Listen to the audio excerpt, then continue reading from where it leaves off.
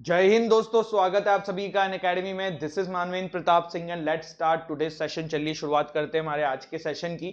और एक चीज जो है बड़ी बेसिक सी है कि लाइट जो है हमारी वो खराब हो चुकी हैं।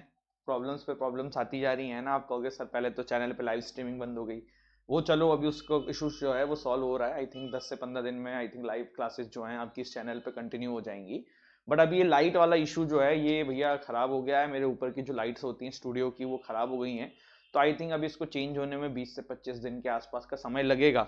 बट आई थिंक आपको कंटेंट जो है वो दिख रहा होगा, मैं भी थोड़ा बहुत दिख ही रहूंगा तो अपना काम जो है चल जाएगा। बाकी आप लोग कहेंगे तो फिर मैं लैपटॉप से पढ़ाने लग जाऊंगा। But I think things are clear इस पे भी, है ना। चलिए फिर गाइस इसी के साथ शुरुआत करते हैं। वंस अगेन स्वागत है आप सभी का अनअकैडमी में। स्टार्ट करेंगे आज के मोटिवेशन थॉट से। You don't have to see the whole whole staircase, just take the first step. Martin Luther King साहब ने बात बोली, बहुत ही अच्छी बात लिखी हुई है। मतलब बात सिंपल सी है। कहना क्या चाह रहे हैं वो, कहना बस वो यही चाह रहे हैं कि भैया हमें जो है हर टाइम ये नहीं देखना है कि हमारी जो मंजिल है वो कितनी लंबी है या फिर कितने दूर आपको अभी चलना है। पहला स्टेप उठाओ। जैसे कि यूपीएससी की तैयारी जब भी आप में से बहुत सारे लोगों ने शुरू करी होगी, मैंने भी जब करी थी, तो एक चीज हमारे दिमाग में जो रहती है वो ये रहती है कि यार इतना सिलेबस है, कैसे पढ़ेंगे, कैसे करेंगे, है ना। तो आप लोगों को एक चीज हमेशा ध्यान रखनी है कि हमें बहुत आगे का नहीं सोचना है, बहुत ज्यादा चीजों को प्लान आउट नहीं करना है। ठीक है, पढ़ते रहिए, सब्जेक्ट्स उठाइए, एक दो उठाइए, एनसीईआरटीज उठाइए, धीरे धीरे करते रहेंगे, अपने आप आएगा। तो इंपॉर्टेंट ये है पहला स्टेप लेना। इंपॉर्टेंट ये नहीं है कि एक ही बार में आप कितना पढ़ लोगे। बहुत सारे लोग सोचते हैं भैया मैं एक ही दिन में खत्म कर दूंगा। अरे ऐसे थोड़ा होता है यार। सिर्फ एग्जाम की बात नहीं है, लाइफ में भी हर जगह ये आपकी इंप्लीमेंट होती है बात। डे ड्रीम का आप लोग जवाब तो दे नहीं रहे हो, क्या पूछूं बताओ। इसके अलावा आपने अभी तक अगर अनअकैडमी की ऐप डाउनलोड नहीं करी है तो जाइए ऐप को डाउनलोड करिए। इंडिया के बेस्ट टीचर्स आपको इस प्लेटफॉर्म पे पढ़ा रहे हैं, इनसे पढ़ने की अपॉर्चुनिटी को मत गंवाइए। यहाँ पे देखिए आपको जो 12 मंथ का कोर्स है 50K के आसपास का है, 24 मंथ का 72K, 36 मंथ 90K। यहाँ पे आप कोड यूज करोगे MPS, आपको 10% का डिस्काउंट मिलेगा। तो आप ये चाहें तो इनरोल कर सकते हैं, आप आइकॉनिक सब्सक्रिप्शन भी ले सकते हैं, आप अनअकैडमी का ऑप्शनल की भी तैयारी हमारे साथ कर सकते हैं। इसमें भी आपने कोड यूज करना है MPS। तो दिस इज गाइज, आगे बढ़ते हैं। अगर आपने अभी तक मुझे अनअकैडमी में फॉलो नहीं किया है तो this is my profile on Unacademy, जाइए मुझे यहाँ पे फॉलो करिए। इस टेलीग्राम चैनल से भी आप जुड़ सकते हैं। टेलीग्राम चैनल की जो लिंक है वो है अनअकैडमी मानवेंद्र। तो फ्रंट पेज पे आज का जो पहला इंपॉर्टेंट आर्टिकल है वो है GST inflows top 1 lakh crore for second month in a row. मतलब दो लास्ट मंथ में जीएसटी का जो कलेक्शन है वो आपका 1 लाख करोड़ से ज्यादा का हुआ है। और बड़ी अच्छी बात है ये। ऑल दो लास्ट मंथ थोड़ा ज्यादा था, नवंबर में इतना नहीं है, थोड़ा सा कम है उससे। बाकी चीजें जो है वो सही दिखती हुई नजर आ रही हैं। बट जो इकोनॉमिस्ट हैं उनका ये कहना है, एक्सपर्ट्स हैं उनका ये कहना है कि अभी 1-2 महीने और वेट करो, तब हम ये बात जरूर कह सकेंगे एनालिसिस करके कि भैया पेंडेमिक के बाद जो इकोनॉमी ठप पड़ी थी कहीं ना कहीं उसमें कुछ उछाव देखने को मिल रहा है। बाकी थोड़ा सा इसमें समय लगेगा।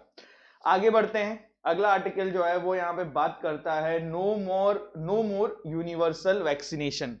यहाँ पे देखो गवर्नमेंट ने जो एक बात सबके सामने रखी है, जो हमारे हेल्थ सेक्रेटरी हैं राजेश भूषण साहब, उन्होंने ये बोला है कि गवर्नमेंट ने कभी ये नहीं कहा कि वो यूनिवर्सल वैक्सीनेशन करेंगे, मतलब हर इंसान को वैक्सीनेट करा जाएगा, ये पॉसिबल नहीं है। उन्होंने ये कहा कि देखिए हमें तो चेन तोड़नी है कोविड की, तो यहाँ पे कुछ तरीका ऐसा लगाया जाएगा कि जो मोस्ट ऑफ द जनता है हमारे देश की वो वैक्सीनेटेड हो जाए, जिससे कि चेन जो है वो टूट जाए। जैसे कि आपको पता है कोविड कैसे फैलता है, ये बंदा है, ये बंदा है, ये बंदा है, ये बंदा है। तो इस चेन में अगर ये वैक्सीनेट हो जाए, ये वैक्सीनेट हो जाए, तो ये और ये तो अपने आप बच जाएंगे ना। समझ रहे हो ना। इससे इसको आता, इससे इसको आता, इससे इसको आता। अब अगर ये वैक्सीनेट हो जाएगा तो ये दोनों बच जाएंगे, ये वैक्सीनेट हो जाएंगे तीनों तो ये बच जाएगा। कहने का मतलब है कि चेन को जो है वो ब्रेक करना है यहाँ पे मेन लक्ष्य सरकार का। इसके बाद तीसरा आर्टिकल जो है आज का वो है 28.3% of complaints pending in governments anti pollution app. देखो दिल्ली गवर्नमेंट ने एक ऐप लॉन्च करी थी ग्रीन दिल्ली करके, और इस ग्रीन दिल्ली के अंदर करना क्या था कि भैया जनता जो है वो वीडियोस फोटोज अपलोड करके कंप्लेन कर सकती थी जहां जहां पे एयर पॉल्यूशन उनको अपने आसपास होते हुए नजर आ रहा था। तो उसी में ये चीज देखने को मिल रही है कि 28.3% जो कंप्लेंट्स इसमें गई है ना वो स्टिल पेंडिंग है, अभी तक पेंडिंग ही चल रही है, उस पर कोई भी सुनवाई नहीं करी गई है सरकार के द्वारा। तो ये एक बड़ा चिंताजनक बात है कि भैया सरकार जो है वो मिशंस तो लॉन्च कर देती है, ऐप तो लॉन्च कर देती है, बट उस पर जो कदम उठाना होता है वो यहाँ पे नहीं उठाती है। अपने को जो मेन ध्यान रखना है वो ये ऐप किस चीज से रिलेटेड है, कहाँ की है तो पता ही है, किस पर्पस के लिए है वो भी आपको पता है, कैसे वर्क करती है भी मैंने बता दिया। इसके बाद देखो, कल हमने एक आर्टिकल पढ़ा था कि कैसे कहा जा रहा था एनसीआरबी से कि भैया ट्रांसजेंडर की जो स्टैटिस्टिक्स है प्रिजन्स के अंदर उसको अलग से कैटेगराइज किया जाए। तो उसी पे दिल्ली हाईकोर्ट ने ट्यूसडे को कहा है नेशनल क्राइम रिकॉर्ड्स ब्यूरो को कि भैया क्या स्टेप उठाए जा रहे हैं ट्रांसजेंडर्स को एक अलग कैटेगरी क्लासिफाई करने के लिए इन द प्रिजन्स। तो ये उसी आर्टिकल को आप आगे बढ़ते हुए समझ सकते हो, जिसने कल वो आर्टिकल पढ़ा होगा, मैंने क्लास में एक्सप्लेन किया था, तो उसको एक चीज समझ में आ गई होगी। इसके बाद देखो NSCN slams divisive Nagaland governor. कल एक आर्टिकल आया था, गवर्नर जो है नागालैंड के, उन्होंने बोला था रवि जी ने कि भैया, क्यों बोला था उन्होंने, 58 नागालैंड स्टेटहुड डे मना रहे थे, तो उसमें उन्होंने बात बोली थी, RN रवि साहब ने क्या बोला था कि भैया अलग से फ्लैग, अलग से कॉन्स्टिट्यूशन के चक्कर में ना रहें, वो पॉसिबल नहीं है, भारत जो है इंटीग्रल पार्ट है, कॉन्स्टिट्यूशन फ्लैग हम सबका एक ही रहने वाला है। तो उसी पे जो आपकी इसक मुहिबा वाला जो ग्रुप है, उन्होंने ये बोला कि भैया ये मतलब बातें गलत हैं और हम जो है अपना जो राइट्स है उसको मान के रहेंगे। मैंने कल आपको थोड़ा सा इसका बैकग्राउंड बताया था, एक बार फिर से बता देता हूं कि ये NSCN जो है ये फाउंड कैसे हुई, इसमें इसक मुहिबा वाला जो ग्रुप है फाउंड कैसे हुआ। तो हमने देखा था सबसे पहले ब्रिटिश इंडिया का पार्ट बना था 1881 में नागा हिल्स। उसके बाद काफी सारी ट्राइब्स नागा की जो है वो इकट्ठा हुई एक प्लेटफॉर्म पे और उन्होंने फॉर्मेशन किया नागा क्लब का 1918 में। उसके बाद साइमन कमीशन को इन्होंने मानने को मना कर दिया, इन्होंने कहा कि भैया हम हमारे बारे में खुद डिसाइड कर लेंगे। इसके बाद नेशनल नागा काउंसिल का निर्माण हुआ 1946 में and under the leadership of Angami Zapu Phizo NNC declared Nagaland as an independent state on August 14, 1947 और एक रेफरेंडम इन्होंने कंडक्ट किया मई 1951 तक। ये रेफरेंडम जो है ये कंप्लीट हुआ और इसमें बताया गया कि 99.9% नागा के जो लोग हैं वो ये कहते हैं कि भैया हमें एक अलग से देश बनाना है। मार्च 22, 1952 को फिजो साहब ने एक अंडरग्राउंड नागा फेडरल गवर्नमेंट बना दी, नागा आर्मी क्रिएट कर ली। भारत सरकार ने 1958 में armed force special power act यहाँ पे इनेक्ट कर दिया, हमारी फोर्सेस को वहां भेज दिया गया, इस इंसर्जेंसी को रोकने की कोशिश करी गई। इन 1975 जब गवर्नमेंट ने थोड़ा और प्रेशराइज किया, तब यहाँ पे साइन हुआ शिलोंग अकॉर्ड, जिसके अंदर कुछ section of NNC and NFG जो हैं वो एग्रीड हो गए आर्म्स को छोड़ने के लिए, रिबेलियन को छोड़ने के लिए और भारत की शर्तों को मानने के लिए। फिर क्या हुआ, कुछ करीबन 140 मेंबर्स जो थे उस समय, जिनको लीड किया गया थिंगलैंग मुहिया के द्वारा, वो उस समय चाइना में प्रेजेंट थे, उन्होंने मानने को मना कर दिया शिलोंग अकॉर्ड, उन्होंने अपनी आवाज उठाई और उसके चलते हुए यहाँ पे फॉर्मेशन हुआ national socialist council of Nagaland NSCN। अब आप बोलोगे सर ये तो आपने NSCN बताया, अभी न्यूज में तो IN था, तो ये क्या था, तो इसको भी देख लेते हैं। आप ये कह सकते हो कि दो बड़े खास इंसान यहाँ पे आपके जुड़े हुए थे, किनके साथ जुड़े हुए थे, आपके मुहिया जी के साथ। एक का नाम था आपके खापलांग, एक का नाम क्या था SS खापलांग और दूसरे का नाम था इसाक चिसीसू। दोनों बाद में इनके बीच में नहीं बनी बात, दोनों के विचारधाराएं अलग हुए, दोनों लोग अलग हो गए, तो एक बन गई आपकी NSCN इसक मुहिया और एक हो गई NSCN खापलांग। आज की डेट में जो सबसे ज्यादा वहां पे जो आप कह सकते हो रिबेलियन में प्रोमिनेंट रोल अदा कर रही है वो NSCN IM है। तो this is guys just a background, आपको मैंने आइडिया दिया किस तरीके से चीजों का यहाँ पे गठन हुआ था। इसके बाद आपको पता है कि अभी बीच में एक ऐसी चीजें देखने को मिली थी कि जहां पे कोविड के पेशेंट मिलते हैं उनके घर के बाहर सरकारी नोटिस लगा दिया जाता कि क्वारंटाइन रहना है और लोग थोड़ा सा संभल के ना इस घर में ना जाएं। तो इसी के ऊपर सुप्रीम कोर्ट ने ट्यूसडे को बोला है कि भैया ये चीज ना करो, ये जो है ना ये स्टिग्मा को बढ़ा रहा है, लोगों के मन में सामने वाले के घर प्रति हेट्रेड जो है वो फैल जाएगा। मैं आपको इसका एक जीता जाता एग्जाम्पल देता हूँ। रिसेंटली मेरे किसी जान पहचान में किसी को कोविड हुआ था, तो उनके पड़ोसियों ने कोविड 15-20 दिन बाद सही भी हो गया, उसके बावजूद भी उनसे बात करना स्टार्ट नहीं किया और बहुत ही स्ट्रेंज फील कराने लग गए उनको, और अब वो अपने पड़ोसियों से बात नहीं कर रहे हैं। आफ्टर 3-4 मंथ्स भी वो अपने पड़ोसियों से बात नहीं कर रहे हैं। क्यों? जो कि उस समय उन्होंने उनके साथ बहुत इल ट्रीट किया था। तो ये जो स्टिग्मा है ना हमारे सोसाइटी में, ये तो इसके साथ अटैच है, इसमें कोई डाउट नहीं है। और उसी के चलते हुए सुप्रीम कोर्ट ने यहाँ पे इस चीज को देखा है और बताया है। बढ़ते हैं आगे, एडिटोरियल डिस्कस करते हैं। तो कुछ इंपॉर्टेंट एडिटोरियल्स जो आए थे कल के न्यूज़पेपर्स में, एक हमें ये देखना है, is a persons address public information question mark. ठीक है, बताऊंगा क्या था। इंडिया नेपाल टाइज, और एक आर्टिकल ना ये बड़ा अच्छा है।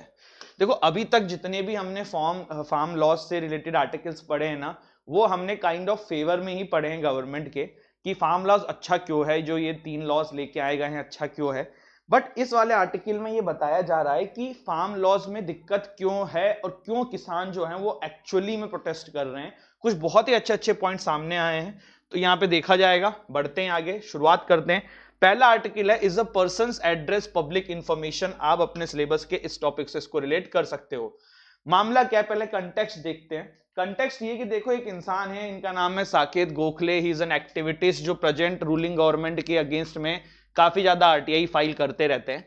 तो ऐसी ही उन्होंने एक आरटीआई फाइल करी थी, जिसके चलते हुए ministry of information and broadcast ने उनकी जो आरटीआई की जो एप्लीकेशन है उसको अपनी वेबसाइट पे अपलोड कर दिया, जिसमें गोखले साहब का एड्रेस, फोन नंबर सब कुछ था। इसके चलते हुए उनके घर के बाहर जो कुछ लोग थे जिनको उनकी जो एक मतलब हरकत है वो अच्छी नहीं लगी होगी, उन्होंने प्रोटेस्ट किया और इवन गोखले साहब को लाइफ थ्रेटनिंग कॉल्स भी आने लगे, ऐसा इन्होंने बोला। तो ये यहाँ पे है, रिसेंटली साकेत गोखले को बॉम्बे हाईकोर्ट के आदेश के पक्ष में बॉम्बे हाईकोर्ट ने आदेश दिया है कि भैया ये जो गोखले साहब का कॉन्टैक्ट डिटेल्स आपने जो वेबसाइट पे डाला है इसको रिमूव करो। तो ये समझने के लिए अपन थोड़ा सा पहले आते हैं, बात को देखते हैं। मतलब जो ये चाहते थे गोखले साहब वो तो हो गया, लेकिन इसको समझते हैं थोड़ा सा, इसको हम अंडरस्टैंडिंग लेते हैं कि क्या पब्लिक डिस्प्ले करना किसी के एड्रेस को कानूनी है कि नहीं है। तो भैया भारत में पब्लिक जो लोगों का एड्रेस है उसको पब्लिक करना गैर कानूनी तो नहीं है। बेस्ट एग्जांपल्स अब हम कुछ लेते हुए चलते हैं। जैसे कि आप यहाँ पे उठाइए सबसे पहला एग्जांपल किस चीज का, टेलीफोन डायरेक्टरीज का। एक जमाने में टेलीफोन डायरेक्टरीज आती थी, उसमें आपको एक बुक के अंदर पूरी दुनिया का नंबर मिल जाता था। हेरा फेरी मूवी देखी है, क्या नाम था उसका, देवी प्रसाद, जो नंबर हुआ था कैसे मिला था, टेलीफोन डायरेक्टरी से। ठीक है, तो कहने का मतलब है कि टेलीफोन डायरेक्टरी जो है ये पहले सब कुछ, इसमें सबका नंबर होता था एक जगह के लोगों का, और इसमें भी आपके जो एड्रेसेस थे वो पब्लिकली डिस्प्ले होते थे। इसके बाद दूसरा जो यहाँ पे एग्जांपल है वो है इलेक्ट्रोल वोटर का। आज आपको वेबसाइट पे मिल जाएगा इलेक्शन कमीशन की, उसमें आपका नाम, एड्रेस सब कुछ मिल जाएगा। फिर इसके अलावा जो कॉग्निजेबल ऑफेंसेस होते हैं, कॉग्निजेबल ऑफेंसेस मतलब मान लो कि जिसमें आपको अरेस्ट करने के लिए वारंट की जरूरत नहीं होती है, तो भारत का ये नियम है कि अगर कोई कॉग्निजेबल ऑफेंस के अंदर किसी के अगेंस्ट में एफआईआर दर्ज करी है तो उसके बारे में जानकारी जो है वो पूरे वेबसाइट पे अवेलेबल कराई जाएगी। तो यहाँ पे सुप्रीम कोर्ट के जजमेंट के अनुसार ये वर्डिक्ट था, तो इसका मतलब यहाँ भी उनका एड्रेस जो है पब्लिक हो रहा है ना।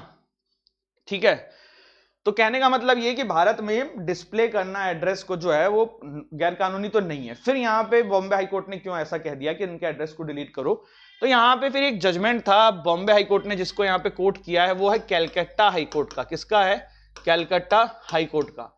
कैलकाटा हाईकोर्ट का ये जो जजमेंट आया था, ये आया था अभिषेक गोइंका वर्सेस आशीष कुमार रॉय 2013 केस के अंदर।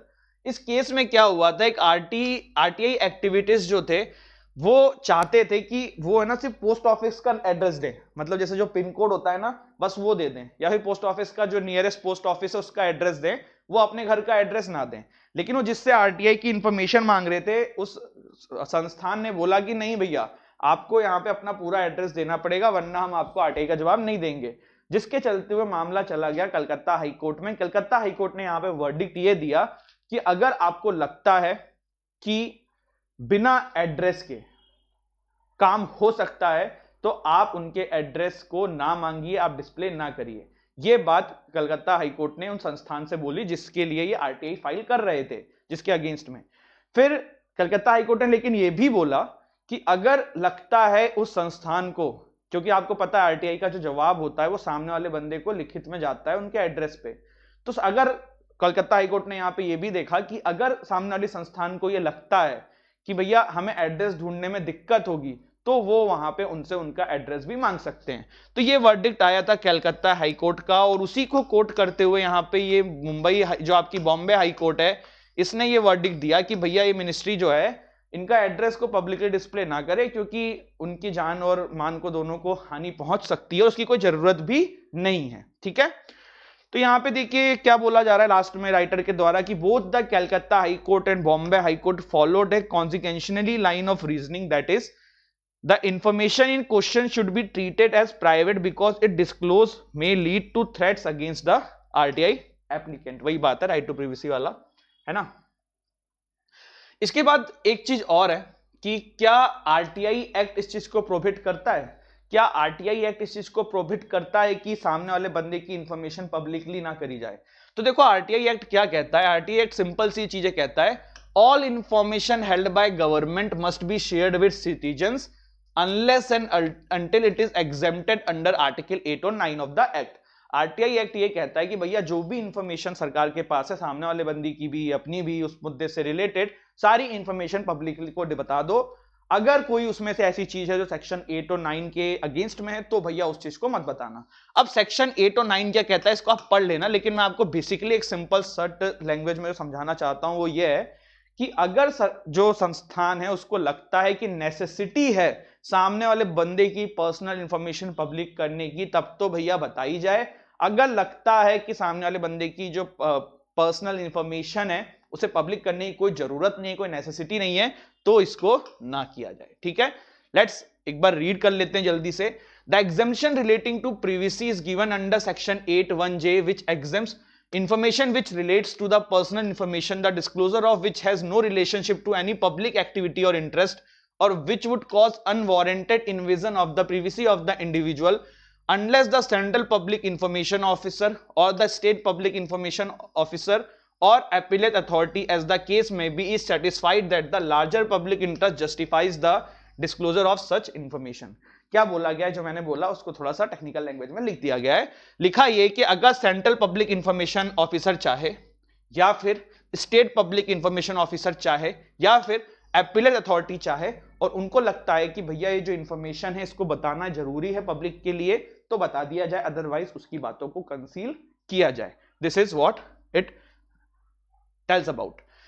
लास्ट में यहां पे यही बोला गया है कि भैया जो आरटीआई एक्टिविटिस्ट है उनको प्रोटेक्ट करने के लिए सरकार कुछ करे, उनके पीओ बॉक्सेस का एड्रेस को ही पब्लिक करे, ज्यादा से ज्यादा अगर करा भी जाए और उतना ही मांगा जाए, क्योंकि भैया अगर इस तरीके से चीजें होती रहेंगी तो जो आरटीआई एक्ट का मेन जो पर्पज है कि भैया लोग आरटीआई फाइल करें, वो करेंगे नहीं, वो डरेंगे, क्योंकि ये काइंड ऑफ एक इनडायरेक्टली थ्रेट है उन लोगों को, क्योंकि उनको पता रहेगा कि हम फ्यूचर में एड्रेस देंगे तो हमारे अगेंस्ट में कुछ भी एक्शन लिया जा सकता है। ठीक है, दूसरा आर्टिकल है रिकैलिब्रेटिंग इंडिया नेपाल टाइज। आप अपने सिलेबस के इस टॉपिक से इसको रिलेट कर सकते हो। मामला क्या है, देखो भारत के फॉरेन सेक्रेटरी हर्षवर्धन श्रृंगला जो हैं अभी काठमांडू गए थे। काठमांडू जाते ही इन्होंने अपनी जो स्पीच है ना वो बिल्कुल नेपाली लैंग्वेज में दी। लोगों ने यह अनुमान लगाया कि ये एक सिंबल है कि इस बार जो जाके मीटिंग होने वाली है डिप्लोमेटिक टाइज की दोनों ही कंट्रीज के बीच में कुछ अलग होगी, चीजें सुधार देखने को मिलेगी।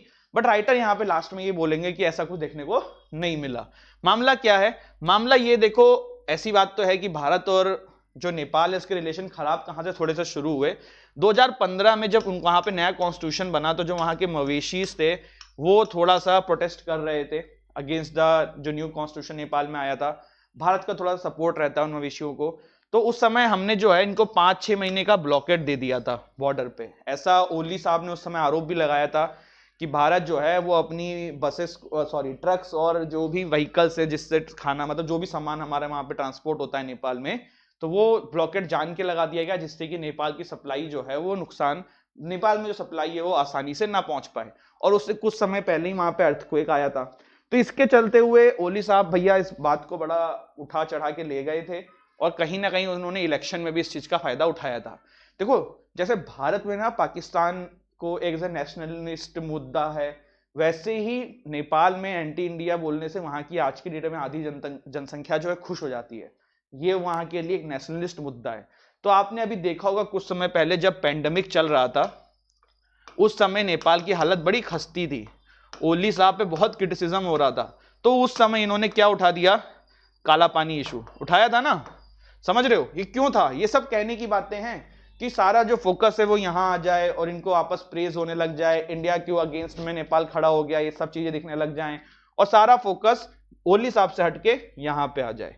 ठीक है, ऑल्दो इनकी गवर्नमेंट ने तो एक्सक्यूज ये दिया था कि हमने ये नया मैप क्यों जारी किया है काला पानी इशू वाला, क्योंकि जब भारत ने अपना नया मैप दिया हमें उसमें कुछ जगहों से दिक्कत थी, तो हमने कहा कि एक वार्तालाप करो, लेकिन इंडियन गवर्नमेंट ने हमसे कोई वार्तालाप नहीं करी। आगे बढ़ते हैं। फिर राइटर बोलते हैं कि पिछले 5 सालों में only glimmer of hope to work on the relationship was the constitution of an eminent persons group. देखो, दोनों ही कंट्री ने अपने रिलेशंस को सुधारने के लिए एक ग्रुप बनाया था जिसका नाम था एमिनेंट पर्संस ग्रुप। इसका पर्पस ये था कि भैया दोनों ही देशों के रिलेशंस को अच्छे किए जाएं। इस पे नेपाल ने बहुत ज्यादा दिमाग लगा लिया था, नेपाल ने इससे बहुत ज्यादा होप लगा ली थी कि भैया अब रिलेशन अच्छे होंगे, लेकिन जैसे ही एमिनेंट पर्संस ग्रुप ने अपनी रिपोर्ट सबमिट करी, इस ग्रुप को डिसअबेंडेंट कर दिया गया, इस ग्रुप की भी वैलिडिटी को खत्म कर दिया गया। तो इस बार भी ऐसा अनुमान लगाया जा रहा था कि जब फॉरेन सेक्रेटरी वहां जाएंगे तो कुछ ना कुछ इस ग्रुप के बारे में बात करेंगे, लेकिन उनकी स्पीच में इसके बारे में कोई चर्चा नहीं हुई और जैसे पुराने स्पीचेस रहते हैं इंडिया नेपाल के, सेम वैसी ही चीजें रही। तो राइटर बोलते हैं कि जो लग रहा था ये कुछ चेंज आएगा वो देखने को नहीं मिला है। ठीक है, इसके बाद यहाँ पे राइटर एक क्वेश्चन उठाते हैं कि देखो क्या है ये, आपके जो सिंगला साहब है इन्होंने भारत और नेपाल के जो अपनी स्पीच में एक टर्म का यूज किया, वो मुझे अभी दिखाता हूं, एक मिनट रुको। ठीक है, यहां पे देखो इन्वेस्टमेंट की बात है कि पहले देखो ऐसा एक जमाना था कि जब चाइना जो नेपाल जो है वो सिर्फ इंडिया पे डिपेंडेंट रहता था, बट अब इंडियन गवर्नमेंट को इस बात को समझना होगा कि ऐसा नहीं है, चाइना के भी वो बहुत ज्यादा क्लोज जा चुका है। इवन चाइना के बेल्ट एंड रोड इनिशिएटिव का one of the important major part भी है। ठीक है, इसके बाद यहाँ पे जो फॉरेन सेक्रेटरी साहब ने पीपल टू पीपल एक्सचेंज की बात करी दोनों कंट्रीज के बीच में। पीपल टू पीपल एक्सचेंज का मतलब क्या है कि हमारे यहाँ से बहुत लोग रोजगार के लिए वहां जाते हैं और वहां से बहुत लोग रोजगार के लिए यहाँ पे आते हैं। भारत का जो रेमिटेंस है फ्रॉम नेपाल जो है करीबन $3 बिलियन का है। रेमिटेंस का मतलब क्या होता है कि यहाँ के लोग वहां काम करने जा रहे हैं और वो पैसा फिर अपने कंट्री में भेजते हैं अपने जान पहचान वालों को, परिवार वालों को। इसके बाद यहाँ पे राइटर ने एक बहुत बड़ा मुद्दा जो उठाने की कोशिश करी है वो ये करी है कि पहले नेपालीज जो है पढ़ने वढ़ने के लिए सिर्फ भारत में आते थे, डिपेंडेंट रहते थे, बट अब वो समय नहीं रहा है। पास्ट 20 ईयर्स में मोर देन 100 कंट्रीज में नेपाल के लोग जो हैं वो जॉब्स और एजुकेशन के लिए गए हैं। नेपाल की जो आपकी 3/4 जो अभी जनता है वो 35 ईयर्स ऑफ एज की है अंडर। तो वहां की जो युवा पीढ़ी है ना वो इंडिया के करीब नहीं है, इसमें तो कोई डाउट नहीं है, क्योंकि पहले के लोग जो थे वो इस बात को समझते थे। बट आज की डेट में ना यहाँ का युवा ना वहाँ का युवा दोनों एक दूसरे से कनेक्टेड नहीं है। हम लोगों को नेपाल के बारे में जो स्कूल्स में पढ़ाया जाता है बस ज्योग्राफी के बारे में पढ़ाया जाता है, बट ये बात भूल दी जाती है कि नेपाल और इंडिया दो ऐसे कंट्रीज हैं जिसके काफी हद तक कल्चर्स भी मैच खाते हैं। तो यही सब बातें यहाँ पे करी गई हैं बाय राइटर और उन्होंने यही कहा है कि इंडिया और नेपाल को अपने रिलेशन सुधारने के लिए कुछ प्रयास करने चाहिए। इसके बाद the perils of degraduated imperfect agri markets. क्या है ये आर्टिकल? ये आर्टिकल देखो कमियां बताता है कि क्यों प्रॉब्लम्स हैं फार्म बिल के अंदर। ठीक है, देखो सबसे पहला एक अजम्पशन क्या है क्या है बताओ कि mandis controlled by agriculture produce marketing committee are monophonies in rural areas, this assumption itself is specious. आप समझ रहे हो, मतलब ना एक अजम्पशन हम लोगों ने ये मान रखा है कि सारे किसान जो हैं वो अपनी फसलों को एपीएमसी मंडीज में बेचते हैं, बट एक्चुअली ये बात सच नहीं है। जो गरीब किसान होता है उसके पास उतनी फसल नहीं होती है, तो वो भैया इतना पैसा खर्च करके मतलब गाड़ियों में सामान लोड करके एपीएमसी मंडी क्यों जाएगा? वो जहां पाता है वहीं पे फसलों को बेच देता है। बहुत सारे किसान खुद से ही प्राइवेट मंडीज में जाके बेच देते हैं। तो ये तो कहना बिल्कुल ही गलत है कि आज की डेट में भी किसान जो है वो सिर्फ और सिर्फ एपीएमसी मंडीज पे ही डिपेंडेंट है, ऐसा राइटर बोल रहे हैं। सारी बातें है ना, दिल पे मत ले लेना कि मैं बोल रहा हूं, पर पॉइंट्स कुछ वैलिड है। किसान जो है वो सिर्फ एपीएमसी मंडीज पे डिपेंडेंट है, ये कहना बिल्कुल गलत है, क्योंकि वो आज भी प्राइवेट ट्रेडर्स को अपनी सामानों को बेचते हैं। एक आंकड़ा है देखो, while 49% and 36% is sold to either a local private trader or a input dealer. ठीक है, official data shows that even for a paddy and wheat respectively only 29% and 44% of the harvest is sold in mandis. आप समझ रहे हो, बचे हुए इतने percent जो हैं वो प्राइवेट ट्रेडर्स को ऑलरेडी बेचे जा रहे हैं, इवन अभी ये लॉ ना आने के बाद। तो कहने का मतलब है कि भारत की जो बहुत बड़ी पॉपुलेशन है, वो आज भी एपीएमसी मंडीज में अपनी फसलों को नहीं बेच रही है। तो फिर आप ये कैसे कह रहे हो कि भैया सिर्फ एपीएमसी मंडीज पे ही डिपेंडेंट है फार्मर्स? जो बिल का जो मेन पर्सपेक्टिव ही है कि किसान जो है वो सिर्फ एपीएमसी मंडीज में बेच रहा है, प्राइवेट जगहों पे नहीं बेच पा रहा है। इसके बाद यहाँ पे क्या कहा जा रहा है कि भैया पहले तो इनफ मंडीज भी नहीं है। 1976 में करीबन 4145 लार्ज मार्केट्स हुआ करते थे, 775 किलोमीटर पे यहाँ पे आपके 2 मंडीज होती थी, ठीक है। फिर उसके बाद धीरे धीरे इसमें चेंज हुआ और अब धीरे धीरे बढ़ रहा है, लेकिन यहाँ पे कम से कम बहुत ज्यादा मंडीज को बढ़ाने की जरूरत है, क्योंकि आज भी हर जगह पे मंडीज अवेलेबल नहीं है। तो किसान वैसे भी फिर इतने दूर ट्रांसपोर्ट का खर्चा बचाने के लिए इतने दूर एपीएमसी मंडीज में लेके नहीं जाता है फसलों को, वो प्राइवेट ट्रेडर्स को आसपास ही बेच देता है, भले उसको पता होता है कि थोड़ा सस्ता दाम यहाँ मिल रहा है। क्यों? क्योंकि भैया इतने दूर ले जाने में कॉस्ट भी तो आएगा, फिर भी उसकी बात वही पड़ जाएगी, है ना। फिर क्या है यहाँ पे, देखिए क्या कह रहे हैं, ये तो मंडीज की संख्या बढ़ाने की बात हो रही है पूरी, ठीक है, ठीक है।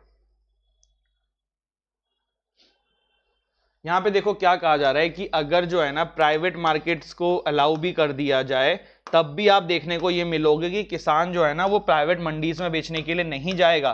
क्यों? क्योंकि प्राइवेट मंडीज भी उनके बगल में थोड़ा होगी, जैसे एपीएमसी मंडीज दूर है वैसे ही प्राइवेट मंडीज भी दूर होंगी। तो वो क्या करेगा, वो गांव में आसपास बेच देगा जहां पे उसको सस्ते दाम मिल जाएंगे, लेकिन वो इतना खर्चा नहीं सहना चाहेगा, या फिर वो किसी बड़े किसान को बेच देगा जो उस फसल को जाके फिर एपीएमसी मंडी में बेचेगा। तो कहने का मतलब है जिसका फायदा कराना चाह रहे थे उसका फायदा तो यहाँ पे देखने को नहीं मिलेगा। इसके बाद कुछ फैक्ट्स थे, जैसे कि 18 स्टेट्स ने अलाउ कर दिया है प्राइवेट मार्केट्स को एपीएमसी मंडीज के अलावा भी पहले ही। 19 स्टेट्स ने अलाउ कर दिया direct purchase of agriculture produce from farmers. 13 states ने ऑलरेडी अलाउ कर दिया है establishment of farmers market outside the APMC. इन सब चेंजेस के बाद भी कोई प्राइवेट इन्वेस्टमेंट नहीं बढ़ी है। तो सरकार का क्या कहना था? सरकार का यह कहना था कि प्राइवेट मंडीज को जब बनाएंगे इसकी वजह से प्राइवेट इन्वेस्टमेंट बढ़ेगी इस सेक्टर में। लेकिन यहाँ पे राइटर जो है वो ये बोल रहे हैं कि भैया देखो कुछ प्रयास तो ऑलरेडी करे जा चुके हैं अलग अलग स्टेट्स के द्वारा, पर इसमें तो देखने को नहीं मिल रहा है कि प्राइवेट इन्वेस्टमेंट कहीं बढ़ी है, ठीक है। तो ये सारी चीजें यहाँ पे देखने को मिली हैं। इसके अलावा कुछ बात और थी क्या इसमें? लास्ट में देखो सब मिला के जो बात है वो यही है कि एपीएमसी मंडीज को रखो, एपीएमसी मंडीज की संख्या को बढ़ाने फोकस करो इंस्टेड ऑफ ये जो आप प्राइवेट ट्रेड और चीजें सोच रहे हो करने की, ठीक है। तो this is our session guys आज का। एक बार जल्दी से रिवाइज कर लेते हैं आज हमने क्या क्या पढ़ा, है ना। चलिए, सबसे पहला आर्टिकल जो था आज का हमारा वो था जीएसटी वाला था, आई थिंक, है ना। देख लेते हैं एक बार, रुको। ठीक है, तो सबसे पहले हमने जीएसटी वाला देखा आर्टिकल, देन हमने universal vaccination is a myth. तीसरा आर्टिकल हमने देखा ये जो ग्रीन ऐप बनी थी कैसे बेकार काम कर रही है। फिर हमने देखा कि ट्रांसजेंडर वाली जो बात हमने कल भी देखी थी कि जो प्रिजन्स के अंदर होते हैं इनके अलग से डेटा मैनेज किया जाए। फिर हमने ये एनएससीएन का आईएम वाला पूरा हिस्ट्री देख लिया, क्या कह रहे हैं वो भी देखा, क्यों कह रहे हैं वो भी देखा। फिर हमने ये भी देखा क्वारंटीन नोटिस को सुप्रीम कोर्ट ने क्रिटिसाइज किया है। देन हमने कुछ एडिटोरियल्स देखे, एडिटोरियल्स हमने कुछ अच्छे अच्छे एडिटोरियल्स देखे, जैसे कि हमने पब्लिक इंफॉर्मेशन जो है किसी के एड्रेस को करना अलाउड है कि नहीं है ना। हमने 2 अच्छे अच्छे केसेस देखे। फिर हमने यहाँ पे इंडिया नेपाल के टाइज के बारे में डिस्कस किया। एंड लास्ट में हमने ये फार्म लॉ में क्यों किसान जो है इतने नाराज हैं इसके बारे में देखा। तो this is our session guys. And अगर अभी तक आपने अनअकैडमी का सब्सक्रिप्शन नहीं लिया है, जाइए सब्सक्रिप्शन लीजिए। Don't forget to use my code MPS। इस कोड से आपको 10% का डिस्काउंट मिलेगा। आप मुझे अनअकैडमी में फॉलो कर सकते हैं। सेशन की PDF के लिए इस टेलीग्राम चैनल से जुड़ सकते हैं। Take care guys, see you tomorrow. जय हिंद, जय भारत।